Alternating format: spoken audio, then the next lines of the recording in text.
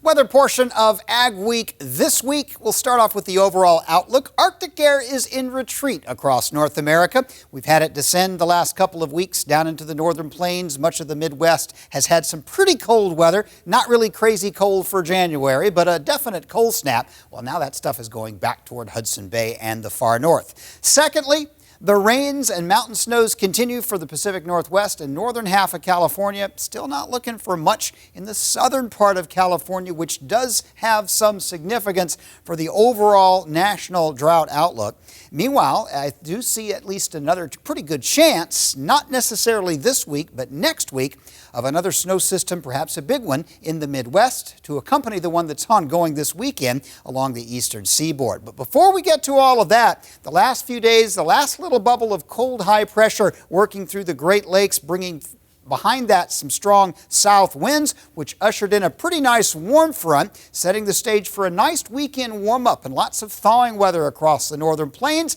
And it does look like this milder temperature regime will hang around for a while. I don't see a lot of super above average weather, but we're settling into a lot of average January temperatures with some above average temps over the next few days.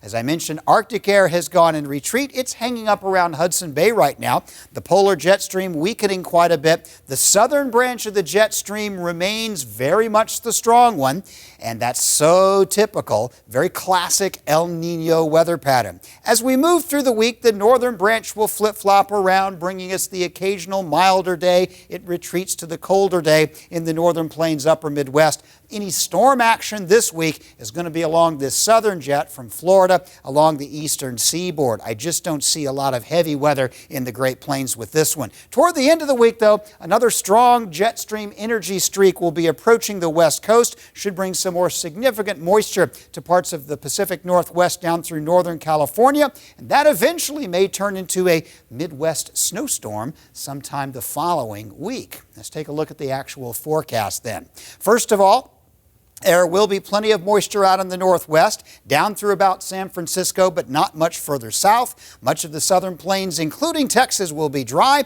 And in classic El Nino pattern, we've got a big rainstorm in the southeast and, of course, all that snowfall in Washington the last few days. This coming week, I don't see a lot of moisture, at least nothing out of the ordinary across the northern plains. Next week, that could be different, though. I do think the Pacific Northwest will stay rainy. Still not much for the LA basin. The southeast will again be rainy. And I think there's a pretty good chance for a rain and snow system through the Midwest, probably centered on Iowa sometime around that first week of the February. Northern plains probably missing most of the action.